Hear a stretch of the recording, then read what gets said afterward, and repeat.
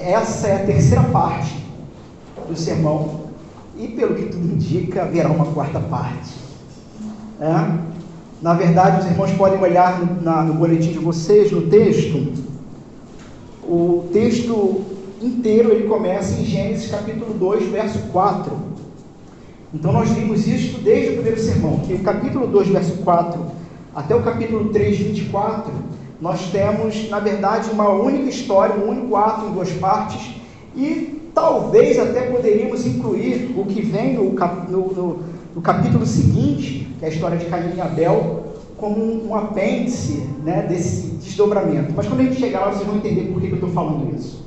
Bom, irmãos, basicamente, então, dois atos de uma mesma história. O primeiro ato é mostrado o valor, a beleza, o esplendor da humanidade e como que Deus amorosamente prepara tudo que é necessário para o ser mais precioso que Ele iria criar e se relacionar com esse ser.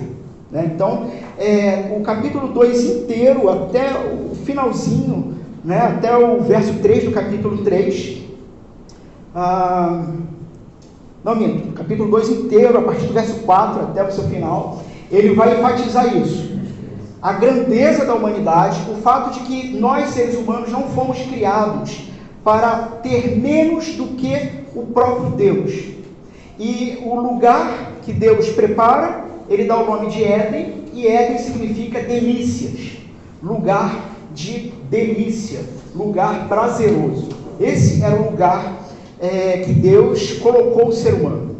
Então aqui não vai nenhum tipo de linha teológica ou ministerial de teologia do coach ou da prosperidade, não é isso, mas fato é que o Senhor Deus criou cada um de nós, o ser humano, e naquele primeiro momento representado em Adão e Eva, para sermos felizes, para estarmos em plena alegria com Ele, com Adão e Eva, no caso, o marido com a sua esposa, ou uma representação de relacionamentos humanos saudáveis, perfeitos. O final do capítulo 2 vai dizer que estavam nus e não se envergonhavam, e a ideia ali é que não estavam somente sem roupa, mas é uma ideia que eles estavam completamente desnudados um para com o outro. Eles não tinham vergonha de absolutamente nada de um para com o outro.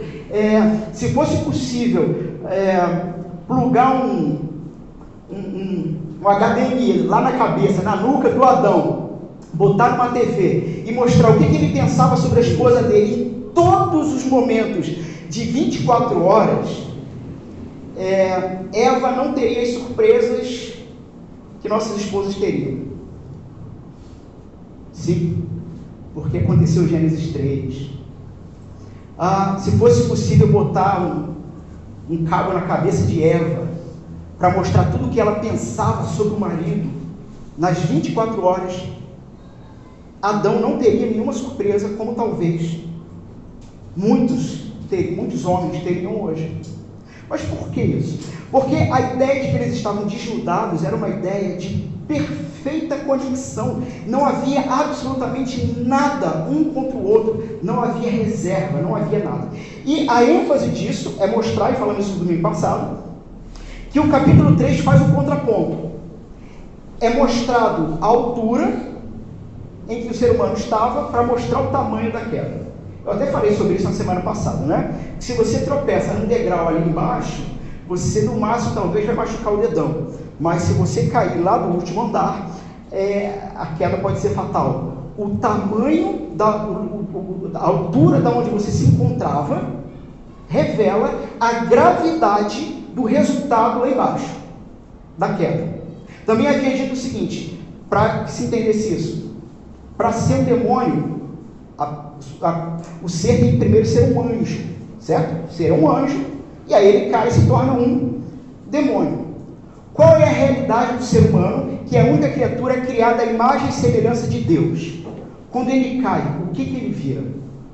Vimos também que o ser humano, ele depois que se desconecta de Deus, o vazio que ele vai ter dentro de si próprio, só pode ser preenchido pelo próprio Deus. Só que quando ele tenta preencher com qualquer outra coisa que não seja Deus, sempre será uma coisa inferior a ele próprio, ao ser humano. Vamos entender. Deus, ser humano, tá? O resto todo da criação. Ok? Aí o ser humano se desconecta de Deus, certo? Desconectou de Deus. Para preencher o vazio do coração, ele vai colocar coisas criadas no lugar, que pode ser desde uma estátua a um iPhone, sei lá. Mas ele vai botar alguma coisa no coração para dizer o seguinte: eu vivo e eu existo para conseguir adquirir isso aqui, ou ser isso aqui, tinha que ter um diploma, sei lá. Ou seja, quando Deus sai do coração, qualquer coisa que entre no coração é uma coisa que estava num patamar abaixo do ser humano, ok? Sim. Só que, como ouvimos na pregação do Marcelo, e é inesquecível, e está no YouTube, depois vocês podem ouvir, nós nos tornamos aquilo que adoramos. Aquilo que adoramos é o que nos consome, nós somos consumidos por aquilo e gradativamente vamos assumindo a forma, a imagem e semelhança daquilo pelo qual nós devotamos a vida. Até aqui todo mundo comigo? Se o ser humano começa a devotar a vida a qualquer coisa que é inferior a ele mesmo, porque ele está acima da criação, ele era a coroa da criação, se ele começa a devotar o coração a qualquer coisa que é inferior a ele, e não sendo o próprio Deus, lógico, inferior a ele, para que patamar o ser humano cai? Menos do que um homem.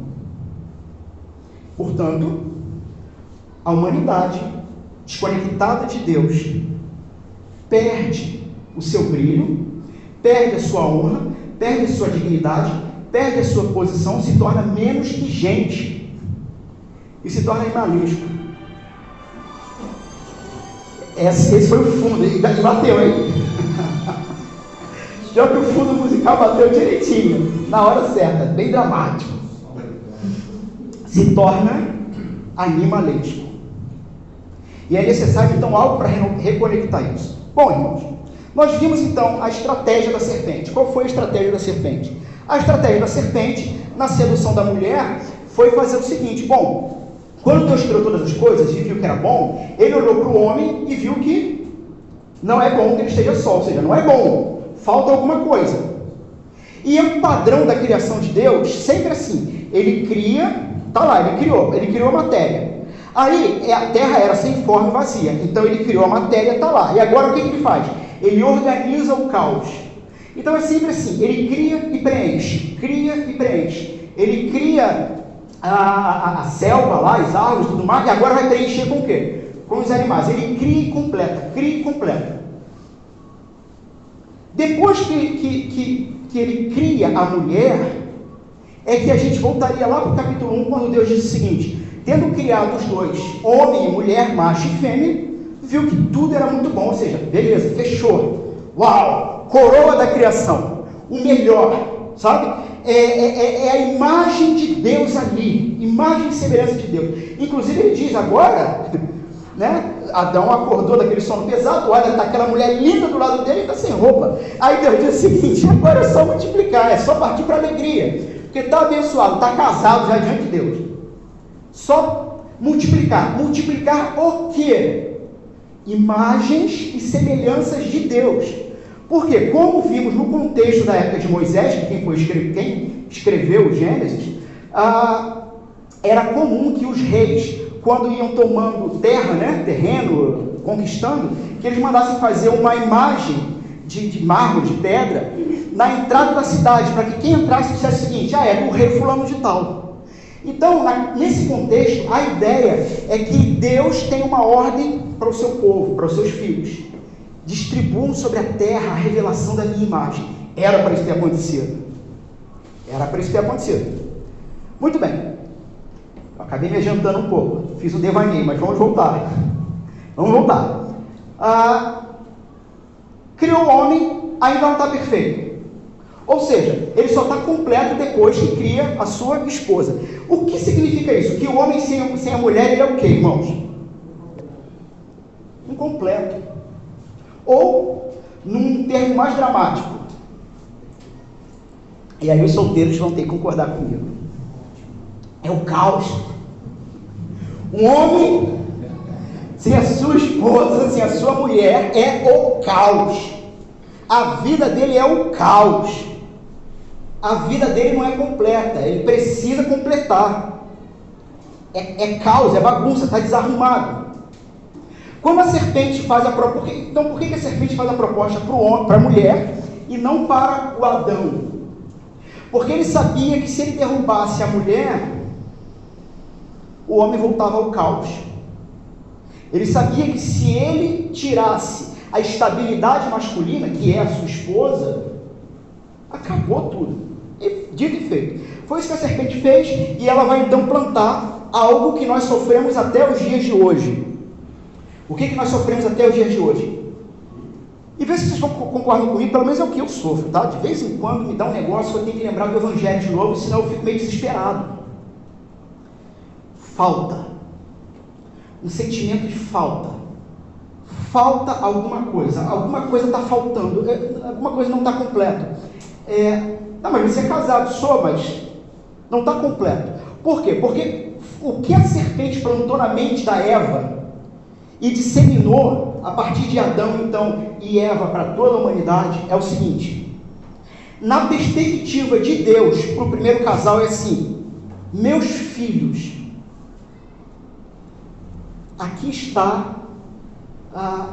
o lugar de delícias, Éden, o lugar de encontros e relacionamento profundo, sincero, verdadeiro, sem medo. Este é o lugar que eu preparei para nos encontrarmos. Tanto é que um dos nossos primeiros sermões eu pontuei o Éden como o primeiro templo, o primeiro lugar de encontro. Meus filhos, aí está. E na perspectiva de Deus, então, é assim: veja, 99 árvores. 99 árvores. Eu estou dando para vocês 99 árvores. Pensa nisso. 99 árvores. Mas está vendo aquela ali? Não comam daquela. Porque se vocês comerem, vocês vão morrer. Vai morrer. Mas, veja, 99. Maravilha, agora é só ir pro abraço, sabe? Vai procriar, vai espalhar a imagem, vai trabalhar a terra, vai dominar tudo, sabe? Fazia parte dos planos de Deus que o ser humano desenvolvesse, inclusive, tecnologia. Deus não queria que Adão ficasse arando a terra com a mão para sempre. A humanidade iria desenvolver tecnologia, e quando diz espalhar a imagem de Deus sobre a criação, pense assim, até nas galáxias e no espaço, sabe? Talvez se não tivesse acontecido a queda de Gênesis 3, talvez já estaríamos colonizando outros planetas para a glória de Deus há muito mais tempo. Porque o ser humano estaria em sua plenitude. Mas como é que seria isso? O negócio deles ficarem pelados? Irmãos, eu não sei. Aqui a gente está conjecturando, tá bom? Mas o ponto é que o ser humano ele é criado de maneira perfeita para dominar a criação como um mordomo de Deus. Certo? Só que o que essa serpente planta na mente de Eva? Eva. Eva. Assim, irmãos, porque Moisés, quando escreveu isso, quem é o primeiro leitor? Israel, no deserto, tá? Israel. E os israelitas sabiam, todos eles, como nós, espero que todos nós também concordemos com isso. Serpente não fala. Alguém discorda? Se discordar, nós temos uma salinha aqui do lado, em que a gente depois ali pode orar e conversar, tá? Inclusive, eu já conversei com alguns irmãos, o meu auxiliar pastoral já está sendo encomendado. Para quem não sabe, e eu vou ter mesmo, irmãos.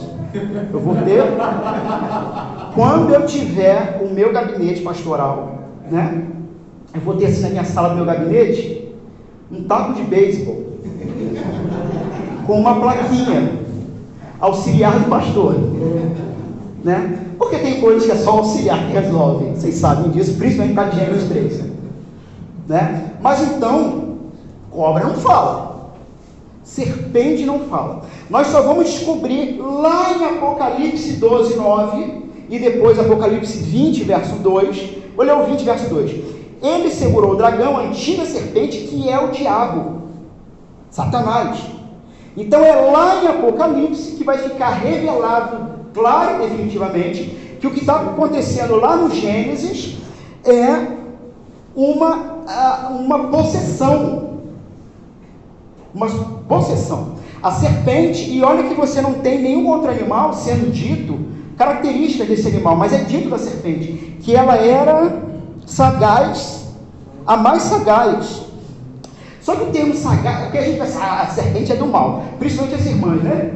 A mulher que já tem inimizade com a serpente, né, que tem um medo de não pode ouvir o chocalho, então a gente já pensa assim, é o chocalho e o sibilar da língua, né? A gente já pensa assim, a serpente era do mal, porque ela era o mais sagaz de todos os animais selvagens. Só que o termo sagaz, depois é usado pelo próprio Jesus, só que a tradução é diferente, mas é a minha palavra. A palavra, depois Jesus vai dizer o seguinte, que você tem que ser simples como a pomba, mas prudente como a serpente. E o termo é sinônimo, é similar. Então ser prudente ou sagaz é a mesma coisa. A serpente em si não é um ser mau, é um ser bom criado por Deus. Mas pastor, ela andava, irmãos, eu sei que tem uma maldição aqui para ela. Tá? Só que a gente vai perceber que nessa maldição existe algo por trás dessa maldição que está muito mais direcionado ao ser que falou por ela. Ao ser que falou por ela. Mas o ponto é que a cobra dá aquela sibilada da língua e fala, Eva. Né? Eva talvez curiosa, porque nunca viu uma serpente falar. Né? Será que Adão estava do lado dela? Alguns vão dizer que sim, outros que não. O texto no hebraico nos dá uma possibilidade de que sim, tá? Tipo assim, a árvore está aqui, né? Eva está ali, e aí a serpente está por ali, né? E Adão estava próximo. Há uma possibilidade, porque no texto hebraico, quando ela come, o texto completo, que poucas Bíblias traduzem isso, o texto completo e deu ao seu marido que estava ao seu lado. Então é possível que ele estava ali, o que torna o negócio pior, tá? Tem um livro muito bom, O Silêncio de Adão, que vai falar sobre essa característica que vai tomar muito mais peso pós-queda, que é do homem, me falta o termo, Naldo leu esse livro, leu uma parte, omisso. O homem omisso é aquele homem assim, a mulher que resolve, deixa ela resolver, porque também se der ruim é com ela mesmo. Não, o negócio começou aqui, não é à toa que o tema do sermão é Isso Explica Tudo. Isso Explica Tudo, parte 3 hoje. Parte 3. Então, o que a serpente plantou? É assim, Eva, olha só, Deus não é tão bom assim não. Mas como não é bom? Olha, que lugar maravilhoso, Ele nos deu 99 árvores. Eva, Deus não te deu aquela. Sabe o que significa, Eva? O quê? Que Ele não te deu tudo. Ele não te deu tudo. Será que Ele tem alguma coisa a te esconder? Será que realmente vocês serão conhecedores do bem e do mal? E aqui uma outra questão também, tá? A árvore do conhecimento do bem e do mal, ela em si também não é ruim e não é má. Porque Deus é conhecedor do bem e do mal. Ser conhecedor do bem e do mal não é pecado, não era esse o problema. O problema é que esse amadurecimento de Adão e Eva e a humanidade se daria através de um relacionamento contínuo com Deus, onde no Senhor eles descobririam o que era bem e mal. Tanto é que, já dando spoiler do texto, no final, a ideia no final do texto é que quando Deus diz assim, lá no finalzinho, lá no verso 22, eis que o homem se tornou como um de nós, conhecedor do bem e do mal, assim não estenda a mão e tal, e expulsa eles. Quando diz assim, se tornou um de nós, conhecedor do bem e do mal, a ideia é o seguinte, que agora eles criaram a capacidade de definir o que é certo ou errado, o que é bem e mal, não em nós, seria o Deus Trino falando, mas a partir de si próprios. Então, a partir deles mesmos, agora eles querem definir o bem e o mal. Então, assim, dá para viver eternamente? Seria um desastre. Seria um desastre, tá? Bom, então, essa foi a semente plantada da Eva, da serpente. A semente da falta. Irmãos, quantos de nós temos muitas coisas boas para agradecer a Deus? Muitas coisas. Mas você percebe que ao acordar, no meio da tarde, e ao se preparar para dormir, normalmente o que vem na nossa mente, no nosso coração, é se colocar diante de Deus e questionar a falta. A falta. Senhor, eu não tenho isso. Senhor, me falta isso. Vocês percebem que Adão e Eva tinham tudo, mas por causa de uma falta, botaram tudo a perder. Quantos de nós passamos a nossa vida, às vezes com a vida travada, atravancada, porque conduzimos a nossa vida sempre com questionamentos a partir da falta, e não do que abundantemente já foi dado. E o que já foi dado de mais abundante ao cristão, que não a salvação e o relacionamento com Deus Pai, através da obra do Filho e o Espírito Santo, fazendo essa conexão completa. E detalhe, isso é só, mas isso é cereja do bolo. Mas se é a cereja do bolo, tem um bolo, tem vida. Tem vida, tem relacionamento novo. Através de Jesus, tem relacionamento novo com o Pai, tem relacionamento com o Filho, com o Espírito, tem relacionamento uns com os outros. Temos um relacionamento e um mandato da parte do próprio Deus para o cuidado da criação dele. Temos um relacionamento e uma missão de ir atrás dos filhos dele, nossos irmãos, que aí nem sabem que são nossos irmãos porque estão perdidos. Sabe? Gente faminta. Mas não é faminta só do estômago, não. É faminta de existência. É faminta de razão para viver. É gente pós-queda, Gênesis 3. São filhos de Adão e Eva que ainda não foram resgatados pelo novo Adão, o segundo Adão, Jesus Cristo. Está aí o primeiro ponto para você começar a pensar sobre a própria vida. Por que será que tua vida está travada? Eu sei que vai soar triunfalista, mas vocês têm que dar mais glória a Deus do que reclamar. Tem que dar mais glória a Deus do que reclamar. Porque, gente, pelo amor de Deus, vocês estão fazendo igualzinho a Adão, igualzinho a Eva. E só replicando. Por quê? Porque é sempre uma falta. Eu tenho tudo. Mas o que me foi tirado? Foi tirado isso aqui de mim, foi tirado. Foi tirado um carro. Mas você tem esposa, você tem família, você tem pai, mãe, você tem uma casa, você tem um teto, você tem o pão de cada dia, você tem uma igreja que ora com você e por você, você tem irmãos que vão te acolher na maior das necessidades, até porque a igreja é isto, é o corpo de Cristo encarnado, porque não somos mais nós, mas é o próprio Cristo, é o corpo de Cristo em cada um de nós, sendo cada um de nós, sendo o abraço de Jesus para o necessitado, seja ele cristão ou não. Ou não.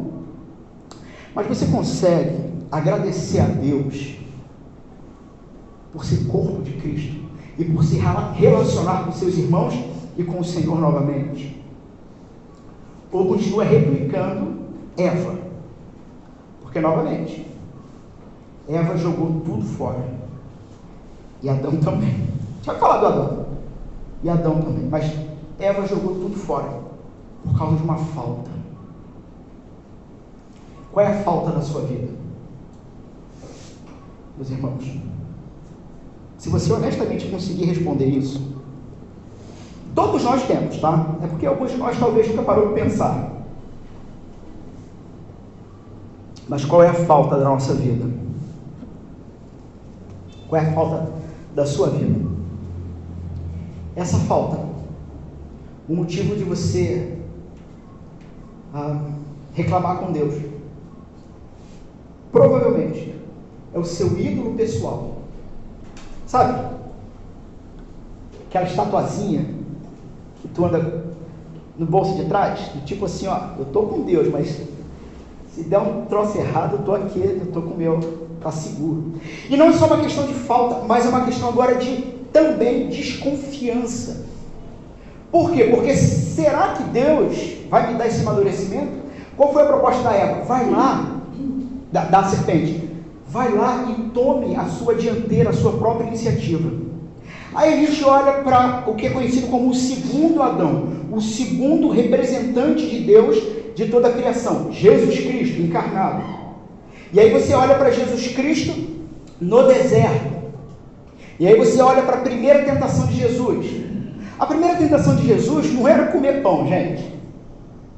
Não era comer pão. Na verdade, Jesus em vários momentos vai multiplicar pão, vai fazer festa com pão, tome pão para todo mundo. Ele vai dizer que ele é o pão. Pão, o problema não é pão. O problema não é como muitos pensam, né? Que Satanás tentou fazer ele duvidar se ele era filho, né? Porque o nosso texto traduz assim: se tu és filho de Deus, transforma essa pedra em pão. Cara, mas um pouquinho antes, no batismo dele, a própria voz do Senhor do alto diz: este é o meu filho. Jesus não tinha dúvida disso. A tradução do texto é: sendo tu o filho de Deus. Qual é a ideia? Sendo você o filho de Deus, você não deveria estar passando essa situação. Olha, vá lá e coma, se satisfaça. A proposta da serpente para Eva e a proposta da serpente ali no próprio Satanás, sem máscara, serpente, para Jesus era a mesma. Tome a decisão de conduzir a sua própria vida a despeito do que o teu pai pensa. Faça isso. É nisso que Jesus responde: olha, nem só de pão que virá o homem, mas de toda a palavra que sai da boca de Deus. Jesus está citando Moisés em Deuteronômio, quando o povo estava reclamando de não ter o que comer. Esse é o seu problema. Esse é o meu problema.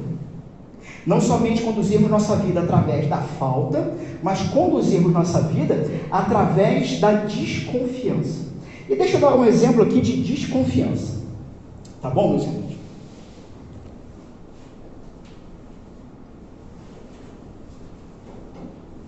Se nem todos sabem, mas eu acredito que sim, antes de me formar no seminário em teologia, eu fiz farmácia, né? E existe um negócio de família envolvido, né? De drogaria, farmácia. Muito bem. Eu cheguei à seguinte conclusão. Na verdade, eu sempre soube disso. Eu nunca quis aceitar isso. Mas, para mim, era muito fácil ser pastor tendo o meu ganha-pão garantido, e já foi muito bem garantido. Hoje vivemos uma crise, pandemia. Então já foi um ganha-pão garantido, muito bem garantido, para que eu pudesse me dedicar ao ministério. O que eu estou querendo dizer? Era muito fácil. Muito fácil. Irmãos, o que eu não estou fazendo era fácil mesmo. Irmãos, eu sei que vai parecer que é para me gabar, mas vocês vão entender que não é. Na minha turma de seminário, eu era assim um dos melhores da turma, né, com alguns colegas. A nossa turma era muito boa, mas eu era um dos melhores da turma, de nota e coisa e tal. Mas eu nunca fui burro de achar que realmente eu era tão bom. Sabe qual era o diferencial? É que eu não precisava bater ponta de trabalho para ninguém, enquanto os meus irmãos, colegas de seminário, tinham que trabalhar pesado durante, né, manhã e tarde, para a noite estar no seminário e tentar tirar um 8 na prova, um 7. Eu nunca precisei bater ponto para ninguém. Eu sempre tive minha vida muito segura e muito garantida dentro do comércio familiar. Primeiro que era familiar, então, trabalhar para pai. Assim, né, se tu tem que estudar, você simplesmente, olha, eu não vou hoje, ou eu vou lá, faço aquilo que eu tenho que fazer, ó. Então era muito fácil. E a partir disso, toda a minha carreira foi construída de uma maneira muito fácil.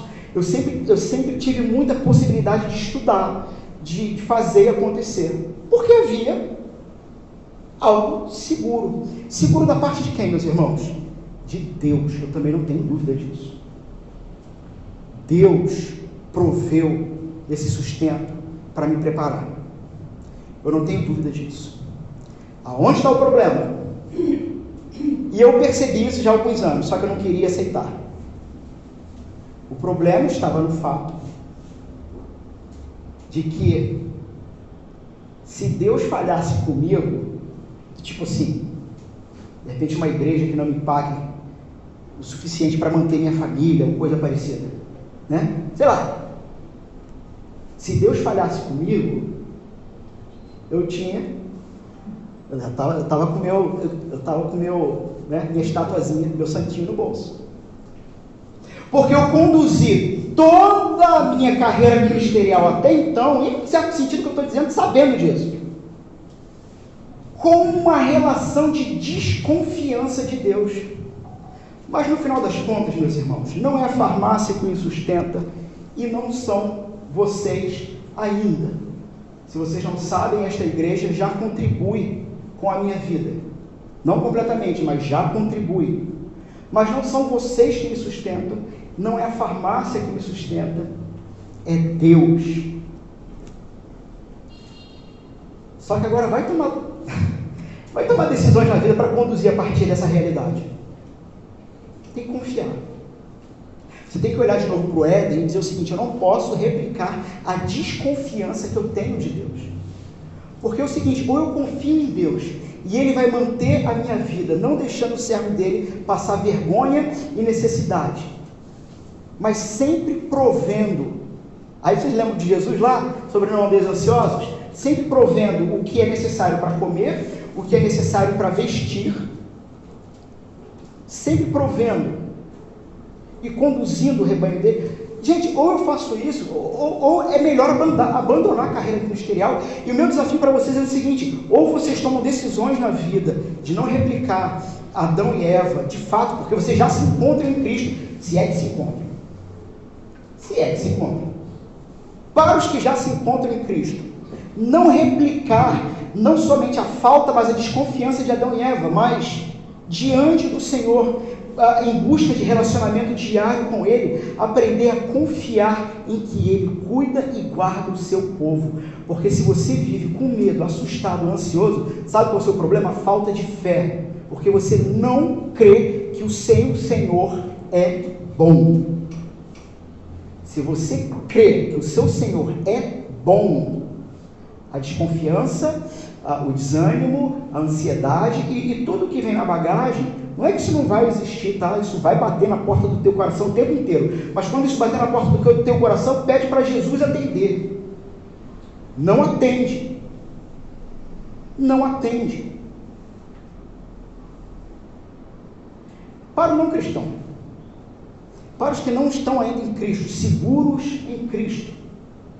Ora, o desafio é diante disso tudo. Se o que a gente está falando aqui faz sentido para você e explica alguma coisa sobre a sua própria vida e sobre o que passa, sabe, na sua mente, se isso explica, o convite para Jesus, e aqui eu caminho para terminar. A gente praticamente não expôs o resto do texto, né? Mas pelo horário fica para a semana que vem.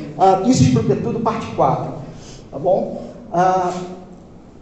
Mas tudo isso aqui faz sentido, faz algum sentido para você? Deixa eu te falar uma coisa. Primeiro, a palavra de Deus é poderosa em si porque é verdade. Não tenha dúvida, isso aqui é verdade. Num mundo relativo como vivemos hoje, isto aqui é verdade. E não é somente porque eu estou dizendo, é porque isso testificou na sua alma de que é verdade. Qual é o próximo passo? O próximo passo é olhar para aquele que encarnou, sendo Filho de Deus. Encarnou no ventre, através do ventre de uma virgem, recebeu o nome de Jesus, nasceu, viveu aproximadamente 33 anos sem cometer crimes e pecados contra Deus, nem contra o próximo, contra ninguém. Num determinado ponto da sua missão, era o ponto culminante, ele abriu mão da sua própria vida, se entregando para morrer no seu lugar, no lugar de pecador. Abriu mão da sua vida, já tinha aberto mão da sua própria glória, se tornando um de nós, esse ser que caiu até o extremo. A humanidade caiu porque quis ser como Deus. A humanidade é resgatada porque Deus se tornou um homem chamado Jesus. E se oferecendo então como sacrifício a Deus para aniquilar pecados de quem o oferecesse para Deus por fé. Deus se agradou disso e o ressuscitou. E ele hoje está vivo. Hoje nós temos um representante nosso, um homem, um ser humano, um representante nosso, sentado à destra de Deus Pai, tendo o governo de todas as coisas do mundo nas suas mãos, aonde ele diz o seguinte: o último inimigo ainda vai ser derrotado, porque todos já foram. O último inimigo é a própria morte, e quando a própria morte for o momento dela, onde ele vai vencer definitivamente para nós a morte, ele devolverá o governo de todas as coisas ao Pai dele, e reinará de corpo presente conosco, com o povo dele, para sempre, no novo céu e na nova terra. Se você crê nisso, quando a gente for orar aqui para sair, é só você fazer uma oração com Deus. É você e Deus. Deus, olha só, isso tudo fez sentido para mim. Então transforma a minha vida, porque senão nada mais vai mudar, nada mais vai transformar. Agora é contigo. Agora é com cada um de vocês. Vamos fechar nossos olhos? Vamos ficar de pé. Eu ia pedir ao Arnaldo lá de trás mesmo que nos conduzisse em uma oração final. Em seguida, impetro a bênção.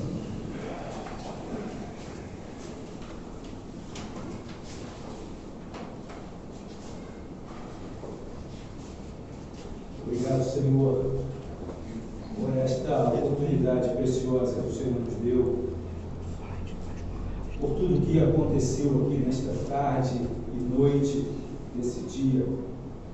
Nós somos muito gratos, Senhor, pela exposição da Tua Palavra que veio batendo forte no profundo dos corações, chamando os homens e mulheres à realidade, Senhor, de quem nós somos, de onde viemos, por que estamos aqui e para onde estamos voltando. Obrigado, Senhor, por esta palavra que nos abre os olhos, nos enche o coração de alegria. Obrigado porque temos tido conhecimento, Senhor, de que estávamos perdidos, sem rumo, sem destino, e o Senhor mandou Jesus Cristo para nos resgatar para o próprio Deus. Obrigado, Senhor, por esta certeza que nós temos como filhos Teus, de que estamos regressando para Ti, e que os dias vividos nesta vida, nesta terra, não são mera passagem por aqui, mas é um lugar de preparo, de conhecimento do Deus a quem nós servimos. Senhor, muito obrigado por esta orientação vinda dos céus para nós. Obrigado, Deus, nós Te agradecemos, Senhor, pela vida desta igreja, pela vida desta igreja que nasce no coração desta cidade, ó Deus, com um propósito sincero de servir ao Deus que é todo-poderoso, de corpo, de alma, de coração aberto. Nós agradecemos ao Senhor como igreja Tua, igreja que foi conquistada pelo próprio Jesus Cristo, igreja que foi projetada pelo próprio Deus, igreja, Deus, que tem suas portas, os seus braços abertos para receber todos aqueles que chegarem até aqui e aqui receberem a Tua palavra e a Tua orientação. Muito obrigado, Senhor, por essas horas que nós passamos aqui, que nem percebemos as horas, porque o Teu Espírito enche o nosso coração de alegria. Obrigado, Senhor, nós Te rendemos com honras e glórias os nossos agradecimentos nesta noite.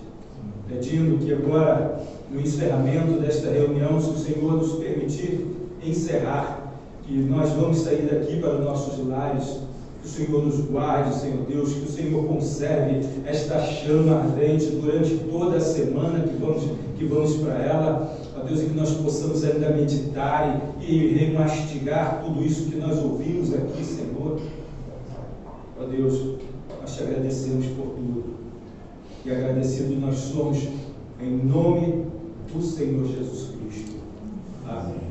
Amém. Amém. Antes da bênção, queria fazer esse momento aqui, final da nossa liturgia, da proclamação, da confissão de fé. Um ato público em que, ao sairmos do nosso culto, declaramos algo sobre o que cremos.